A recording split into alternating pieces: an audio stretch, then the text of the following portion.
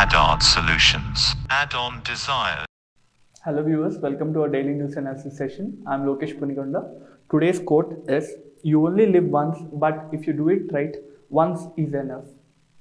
The first article of today's discussion is about bad bank and the rising NPAs. So first we'll talk about the NPAs, and this is the definition of NPA. NPA is a non-performing asset, is a loan or an advance for which principal or interest payment remain overdue for a period of 90 days. So let's see the explanation. Let's say Bank X is giving 100 rupees as loan to person A, and for a specific period of time he is paying regularly his monthly installment. But what happens is, after a period he will stop paying the amount, and if let's say he stopped on 31st of March, so if he is overdue on this date, and starting from this date, if 90 days gets over, then the account will be termed as non-performing asset. So a non-performing asset is a loan or an advance for which the principal or the interest payment is remained overdue for a period of 90 days. So we understood what NPA is. So what is gross NPA and net NPA? So let's take the same example. Company X is giving 100 rupees to person A. Till 1 year he is paying the monthly installments properly, and he paid back 40 rupees and he has to pay 60 rupees. So what happens is, when the 60 rupees is due, he will stop prepayment of the loan. So 60 rupees will become NPA after 90 days overdue period, and this money will be termed as gross NPA. Then what is net NPA? Net NPA will be 60 rupees minus provisioning amount. So what is this provisioning amount? Whenever the bank is giving loan to a person, bank will set aside a small amount of money as a reserve, so that if the loan becomes non-performing asset, then this reserve can be used to reduce the future potential losses. To reduce the potential losses in future, the bank will set aside a small amount of money. This money is called as provisioning amount. So let's say if the bank, when giving 100 rupees, has set aside 10 rupees as potential loss, so this 10 rupees is set aside by the banks, and now the 60 rupees which became the NPA will become 60 minus 10, because 10 rupees is already set aside by the bank, and now the net NPA is 50 rupees. I'll explain it once again. Whatever the amount, the person who is not repaying the loan, the complete amount, whatever is pending, becomes gross NPA, and net NPA is the amount which is pending minus the provisioning which is set aside by the banks to cover its future losses. So in this case, 10 rupees is set aside by the bank, so the net NPA becomes 50 rupees. So why would NPAs occur in the first place? Non-performing assets occur when a person is not able to repay the money. That is, he might be having some genuine problems and he cannot repay back the money. Second is, if he does not want to repay back, that is, he is willingly not repaying back the amount. So you might think, why would he willingly not repay the money? Because when bank is providing loans, the bank might take some mortgage. So if he is not repaying back the money, won't the bank sell the amount and get the money back from the mortgaged commodity or product? So what happens is, let's say this person A, while taking 100 rupees loan from bank X, he will say to the bank that the property he is mortgaging to take the loan is worth 200 rupees. But in fact, this value will be, it might be less than 100 rupees. It might be even 50 rupees or 20 rupees. So what would happen is, if the person is willingly not repaying back the loan, the bank, if it tries to sell the mortgaged commodity, it will get only 50 rupees. So the person has taken 100 rupees, and even if the bank sells the mortgaged product, it will get only 50 rupees. So the person will get 50 rupees profit in this condition. So these are the reasons why NPAs occur. One may be the genuine condition, he might not be able to pay back. One is willingly not repaying back. So what would happen if NPAs increase? That is, what would happen if more number of people are not repaying back the money they've taken from the banks? So if, let's say, more number of people are not repaying back the loans, so there will be increase in the NPAs, that is increase in the non-performing assets. So what would happen is, if the non-performing assets is increasing, banks will have lesser amount, because as you seen earlier, if bank A is giving 100 rupees to person A, bank X is giving 100 rupees to person A, and if he is not repaying back the loan, bank will lose 100 rupees. So the bank's profit will come down. So what will happen? If the bank's profit and if the bank's capital comes down, the bank will have lesser amount of money to lend it to someone else. So in 2020, let's take bank X having 100 rupees, and by 2021, if bank X loses 50 rupees due to NPAs, it would have only 50 rupees. And now an automobile company, let's say BMW, it goes to bank X and it will say that we already have two BMW car manufacturing plants, and we want to start one more manufacturing plant, and for that we need 100 rupees. The bank will say we don't have the money, so the BMW plant cannot be established. So what will happen is, first, the bank's profit and capital will be reduced. Second, bank's lending will be reduced, as you seen here. Also, if the bank does not have much money, it cannot lend to the government, because we see that government borrows lot of money from the banks. If the bank does not have money, government cannot take the loans, and if government cannot take the loans, government cannot build infrastructure projects. That is, let's say government cannot build roads, government cannot start new ventures, let's say airports or something. So if there are no roads, if there are no airports, then who will get jobs? So what will happen is, the development projects will be stalled. Because of all this, the employment generation will be reduced, because there are no roads, so no person will be employed to construct these roads. So slow down in the economic growth.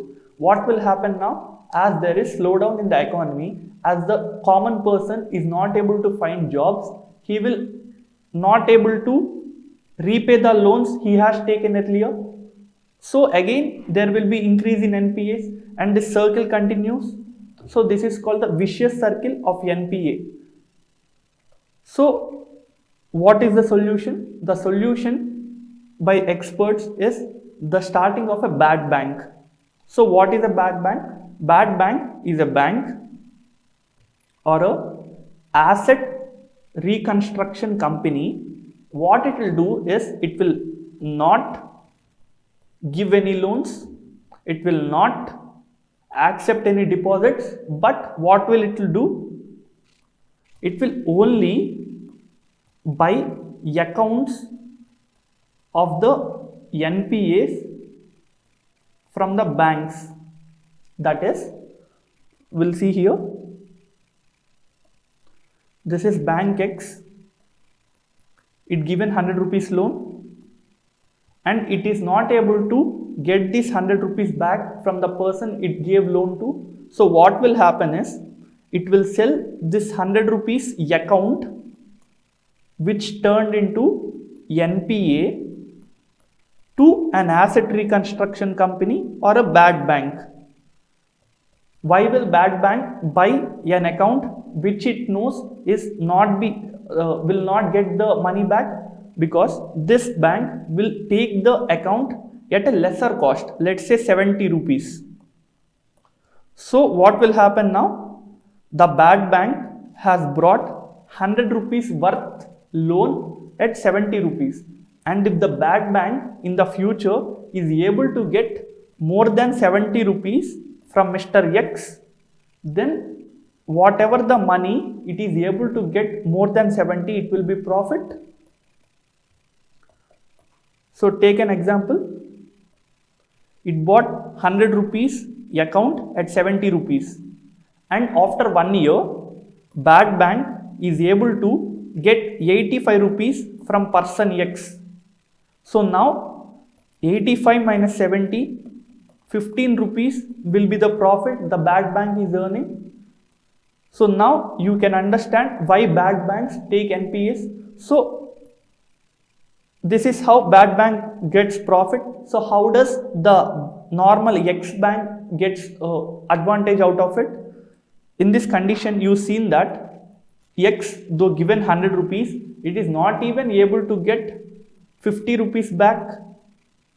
And because of this, it cannot reuse the amount it gave as a loan, because now if the bank is getting even 70 rupees from bad bank, this 70 rupees will be used by the bank to lend it to someone. Otherwise, whatever the money the X has given to person A, it might take many years, and even after many years, Mr. X might not even pay 10 rupees.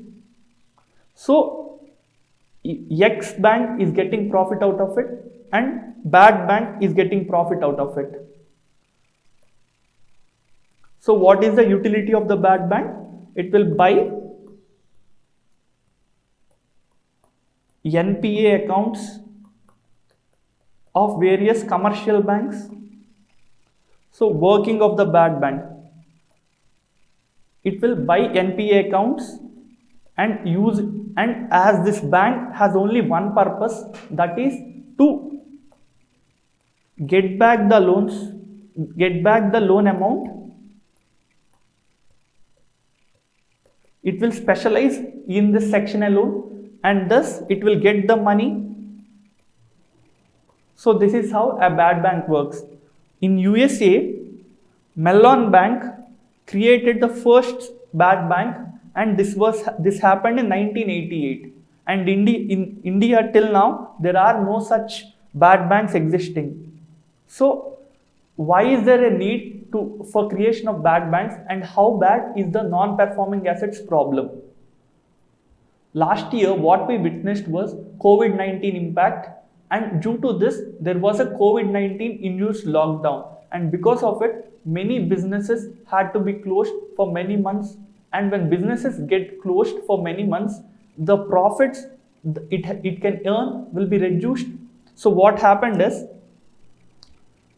the firm's profits reduced, and for many firms they gotten into losses. So if they are getting losses, and if they does not have money, they would not be able to pay the banks the money they taken from the banks. Let's say company X has taken 100 rupees in 2019 to start a new venture, and in 2020, due to COVID, this branch has been closed down for most of the year, and it got 50 rupees as loss, and it has no money to repay back the company X, bank X. So now what will happen is, there will be increase in the NPA, and in the financial stability report, the RBI has noted that the gross NPAs in the banking sector are expected to increase up to 14.8%. This was earlier 7.5% in 2020, and this is expected to be increased to 14.8% in 2021. So this is the huge NPA problem that would be expected in India. Also, the KV Kamath committee noted that under the corporate sector, 15.52 lakh crore has come under stress after COVID-19. This stress is after COVID-19, and even before COVID-19, there are 22 lakh crore worth assets are already under stress. So combinedly, nearly 37.72 lakh crore worth assets are under stress, and they cannot be able to repay the loans they taken. So this 37 lakh amounts to 72% of the banking sector debt to the industry. So this is a huge problem, and this is why we need a bad bank. Merits of having a bad bank. First, bank's burden is reduced because we've seen earlier that banks will be selling the NPA accounts to the bad banks. So the burden on the banks to retrieve the loans it has provided will be reduced. First. Second, specialization leads to faster recovery because bad banks, as discussed earlier, has only one function, that is to retrieve and recover the amount from the NPA accounts. Third, positive impact on the financial sector. So we've seen earlier that company Bank X might not be able to get even a single penny from the 100 rupees.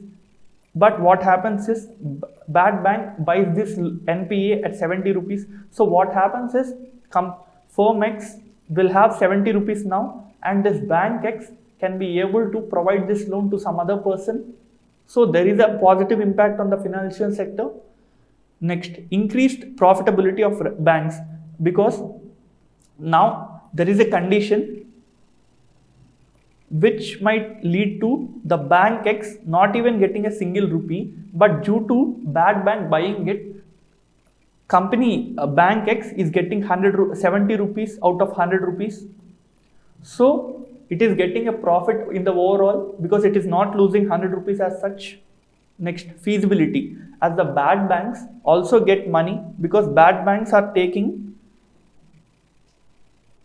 100 rupees worth account at 70 rupees, and if the bad banks, if they are able to recover more than 70 rupees, whatever the amount extra they are recovering, this amount will be profit for the bad banks. So it is feasible for the bad banks also.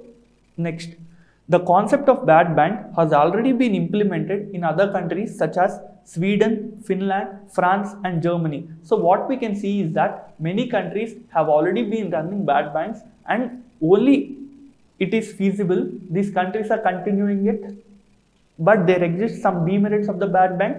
Let's see the demerits. First, shifting of the problem. The problem lies with the banks because banks are providing 100 rupees worth loan, but they are not taking mortgage which is worth 100 rupees, because if the mortgage is equal to or more than 100 rupees, banks will not have to sell this 100 rupees loan to bad banks, because if the mortgage is more than 100 rupees, banks can directly sell this mortgage and earn back the money it has given to person X. So now the problem is shifting from banks to bad banks. Second, reckless lending. The main issue with the non-performing assets is banks are lending to persons who are providing mortgage lesser than the amount they are taking. So this is reckless lending, and setting up a bad bank will not solve the reckless lending problem, because even after setting the bad bank, the banks will be continuing to lend recklessly. Third, efficacy debate. Though the bad banks after setting up take NPAs, the bad banks might not take all the NPAs of the banks, because even the bad banks know some NPAs, in some NPAs they won't be able to recover much of the money. So let's say if a bad bank thinks that of the 100 rupees NPA it is taking from the bank, if it thinks that not more than 30 rupees it will be able to recover, then the bad bank will not buy this account from the bank in the first place. So the efficacy of the bad bank is questionable. Fourth, profitability of the banks.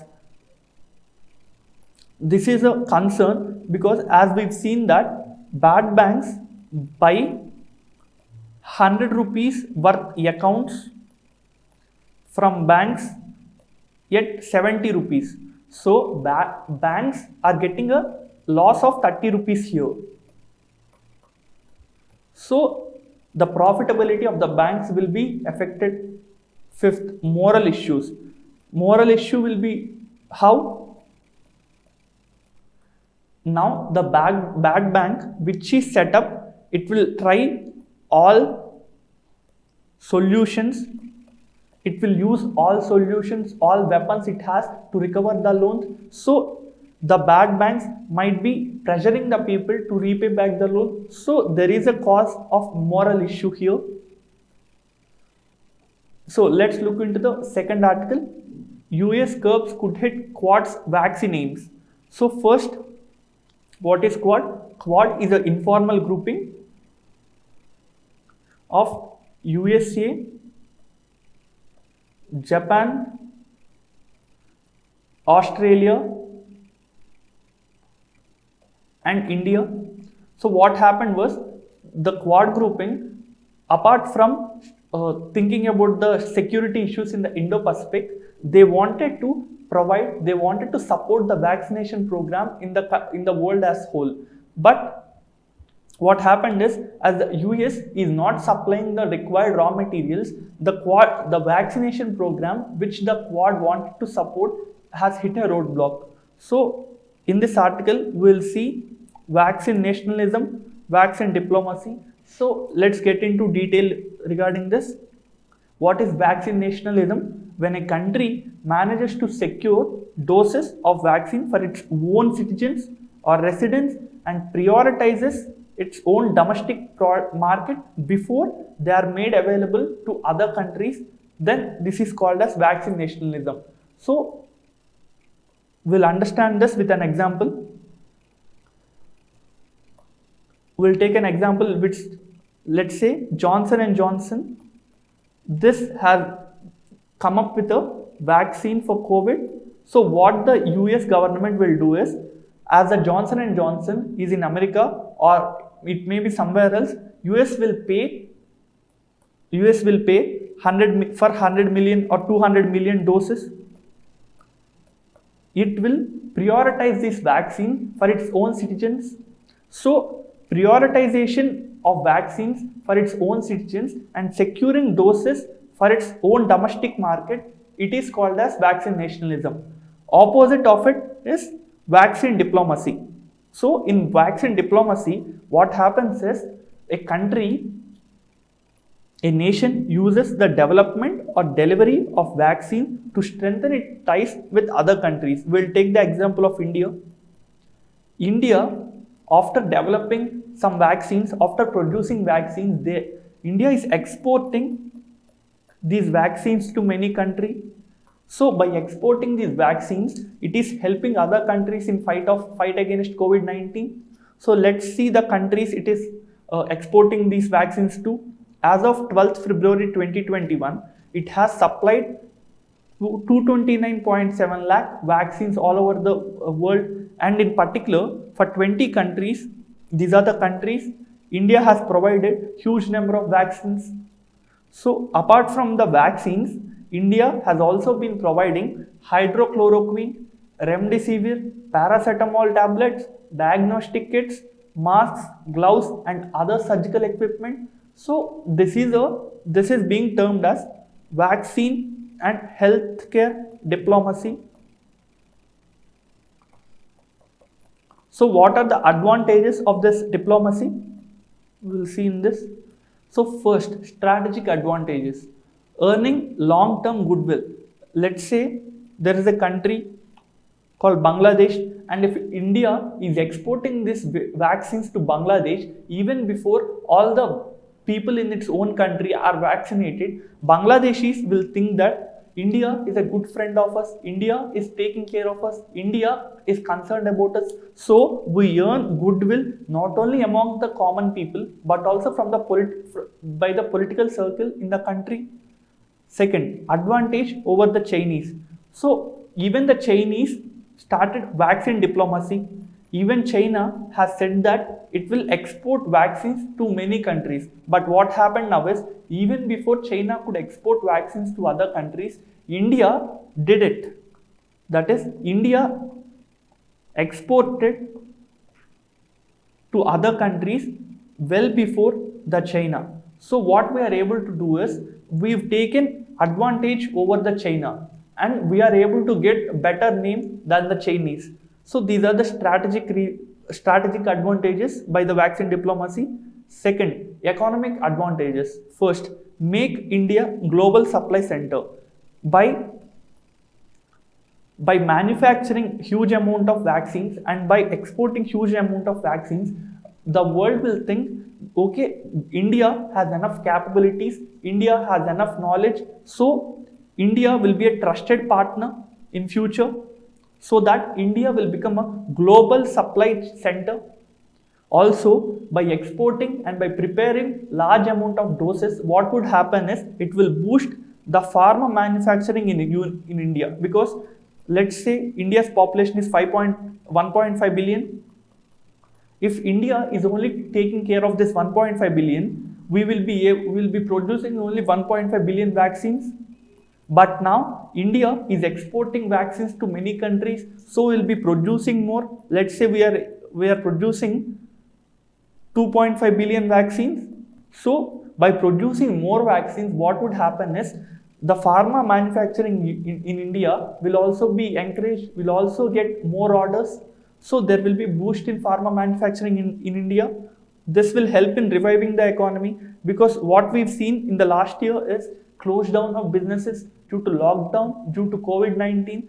And now if we are able to export these countries and if we are encouraging the local pharmaceutical countries, then it will be reviving the economy.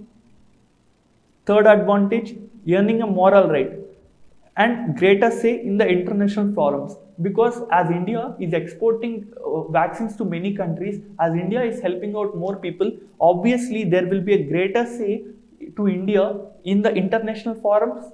So these are the various advantages India will get by vaccine diplomacy. But the challenges exist.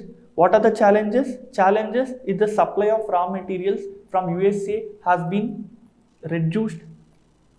So only when the raw material supply is continuous, then the vaccine diplomacy can work well. So we need to engage with USA diplomatically to get more raw material from USA first. In the article, there was a discussion regarding Gavi. Gavi is the Global Alliance of Vaccines and Immunizations. So what is this Gavi and when is it established? We'll see. Gavi was established in 2000. It was established with a mission to save lives, to reduce poverty, and to protect the world against the threat of epidemics.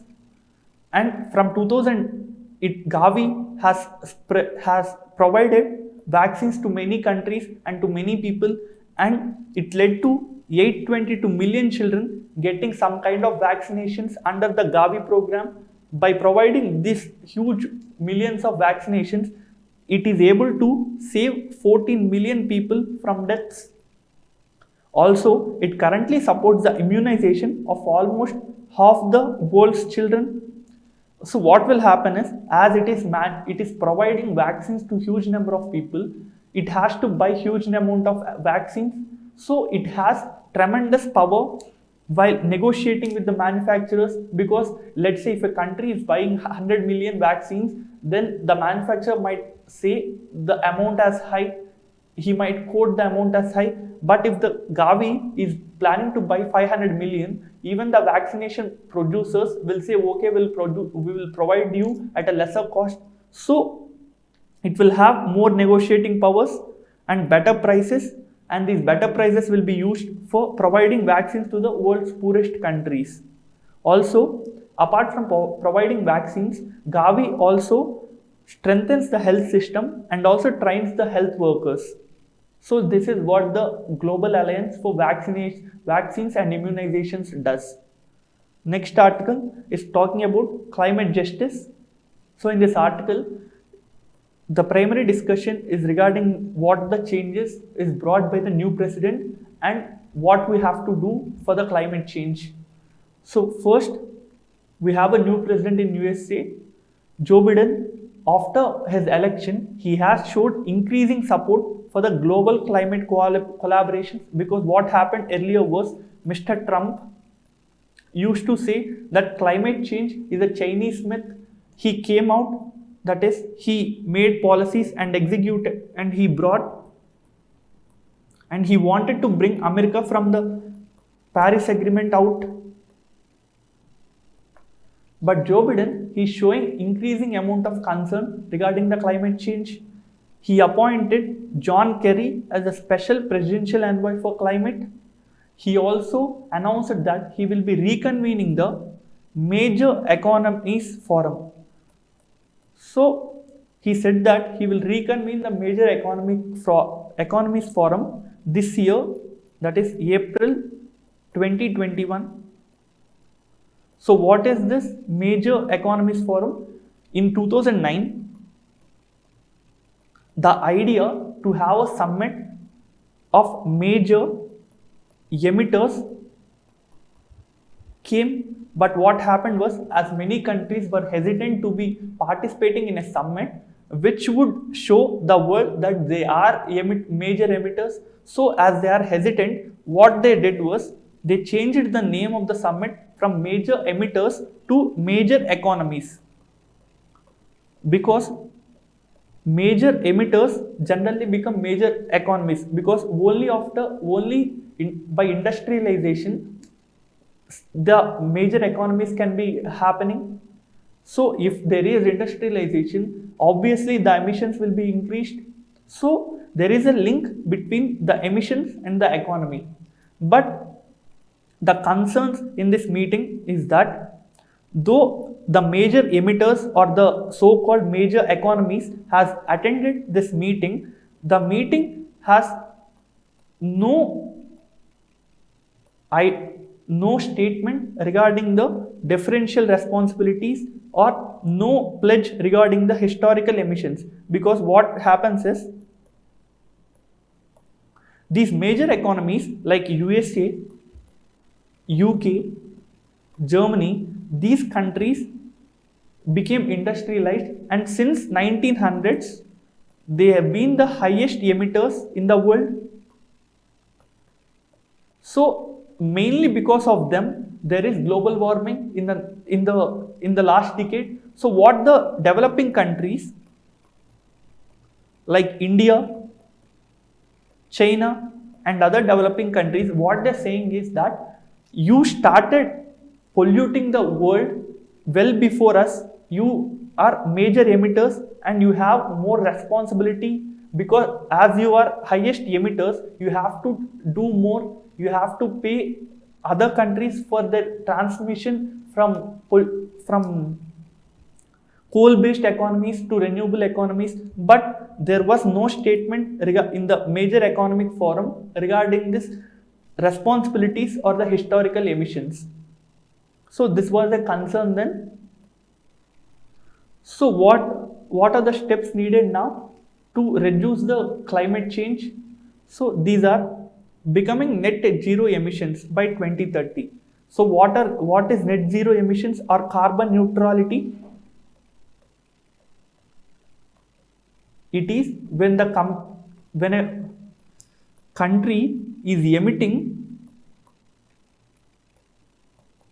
and it is able to remove the emissions in the same amount, let's say India is emitting 5 tons of carbon dioxide, but it is able to remove the 5 tons of carbon dioxide through various through forests. So as the net is zero, the emissions will be zero, net zero. So this net zero emissions is also called as carbon neutrality, and many countries have pledged that they will become net zero emitters, that is carbon neutral, by 2050. And even China, it said that they will become net zero emitters by 2060. But what is needed is the countries becoming carbon neutral as early as possible, as early as before 2050, for reduction in climate change. For now, nearly 65% of the global emitters has agreed to become carbon neutral by 2050, and more is expected to follow this carbon neutral principle. But there are issues such as these countries, though they are saying that they will be carbon neutral by 2050, they have not taken their historical responsibilities, and they are not taking any differential approach. That is, neither are they saying we are major polluters. They are not accepting this, and they are not providing more support to the countries for the differentiation issue. Also, they are not providing any funds to the poorer countries. Why is this important? Countries in Africa and Asia, even though they want to turn towards renewable energies, they lack funds. So if the historical emitters agree to their historical emission issue, and if they say that they will do more, if they provide more resources and technology to the countries which want to shift to renewable energies, then there will be more renewable energy in the world and lesser emissions. But this is not happening. Next, so as there is no money to fund the poorer countries to their shifting to renewable energy, there are recommendations provided by the Raghuram Rajan. So what did he recommend? He recommended to set up a global fund. He recommended that there is a per capita global emission, that is on average how much person is emitting pollution in a year. This is the term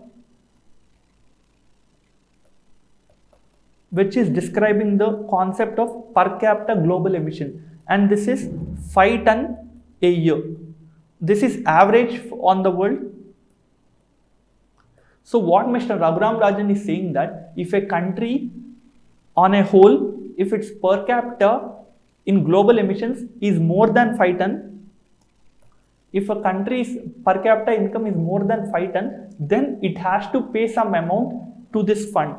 And if a country have less than 5 ton per annum per capita,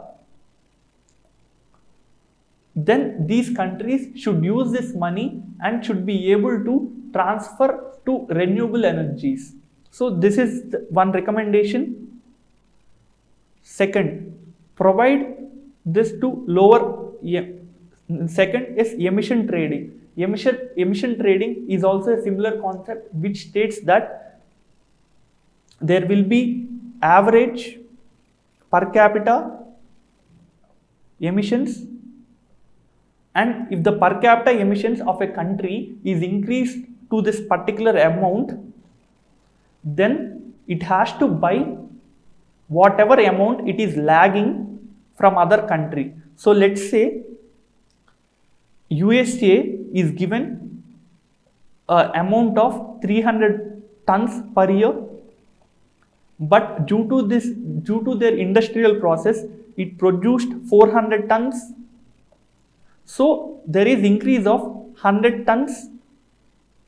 This 100 tons should be bought by USA from a low emitting country. Let's say India if India is producing only 200 ton per annum, then there is 100 ton balance for which India can emit. So this 100 ton emission which is left by India, this can be sold to USA. So this is the emission trading norms. So this is one more recommendation. So what are the challenges for this? To limit the global temperature increase to 1.5 degrees, there is a need to limit the emissions to a particular level, let's say X. That is, to be able to keep the global temperature increase to 1.5 degrees, only 5 ton per annum, I am taking this as an example, only 5 ton per annum per year can be emitted. If the emission is more than 5 ton, then this temperature cannot be achieved. That is, then the global average temperature will increase more than 1.5 degrees. But what happens is, whatever the maximum amount the global countries can emit, of this 75% is already been taken by the developed countries and the China. So other countries have a maximum emission limit of 25%. So let's say, to limit the climate change to 1.5 degrees centigrade, we can maximum emit 5 ton per year. But of this 5 ton, developed countries and China are already emitting 4 ton. So all the remaining countries can only emit up to 1 ton. So what would happen is, as the other countries limitation is less, they cannot go towards industrialization, because if they go towards industrialization, they will emit more. So this is a challenge. Second, reduced carbon space due to low industrialization. This I have explained now. So what we should do? India should leverage its low emission per capita and its shifting to renewable energy. India should ensure that through policy and diplomacy, we should be able to get more carbon spacing. So this is what the article is talking about. So let's come to the prelims practice question. Consider the following statement: setting up the bad banks will decrease the number of accounts turning into NPS in future. It would lead to reduction of corruption in public banking system. In 2021 budget, Finance Minister has announced setting up of a bad bank. So it is asking for the correct statement. So the correct statement is D, because as we've seen earlier, setting up of the bad bank will not bring any reduction in the corruption. Second, bad bank would set up as a separate entity that would buy NPAs from other banks. So this would free up their banks for fresh lending. Second, this concept has been successfully implemented in many European countries post the 2007 financial crisis. It is asking for true statement. So the answer is C. Next, Global Alliance for Vaccines and Immunization, that is Gavi, was set up in 2020 to provide vaccinations for COVID. It also provides funding to strengthen the health systems and train health workers across the developing world. It is asking for true option. Thus, the answer is B, because Gavi was set up in 2000, not in 2020. Next, it is a previous question taken from 2016. Satya Shaudak Samaj organized which of them? Movement for upliftment of tribals in Bihar, temple entry in Gujarat, anti-caste movement in Maharashtra, peasant movement in Punjab. The answer is C, because Satya Shaudak Samaj, which was established by Jyotiba Phule in 1873, mainly worked for the education and increased social rights and political access for the underprivileged people in Maharashtra. So let's come to the mains practice question. What are bad banks? What are the advantages and disadvantages? Answer it in 250 words. What is vaccine diplomacy? What are the challenges to India's vaccine diplomacy plans? Answer it in 150 words. This is the end of this session. Thank you. Add-on solutions. Add-on desires.